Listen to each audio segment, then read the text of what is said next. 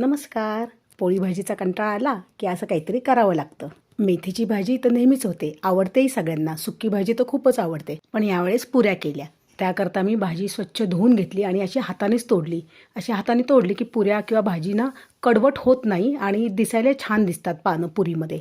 नंतर त्यामध्ये बसेल एवढी कणिक, डाळीचं पीठ आणि नंतर सगळे मसाले घातले. त्याच्यामध्ये हळद, हिंग, जिरे, लाल तिखट, कांदा लसूण मसाला, ओवा, तीळ, धना जिरा powder, chaat masala, kitchen king मसाला आणि मीठ असं सगळं घालून छान भिजवून घेतलं. 5 मिनिटच मुरायला ठेवलं आणि नंतर त्याच्या छान पुऱ्या केल्या आणि पुऱ्यासुद्धा थोड्याशा मध्यम आकाराच्या केल्या आणि नंतर तळून घेतल्या.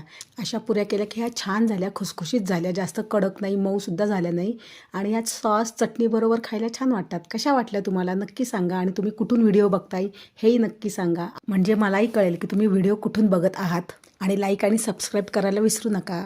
धन्यवाद. हे बघा किती सुंदर झाल्यात पुऱ्या.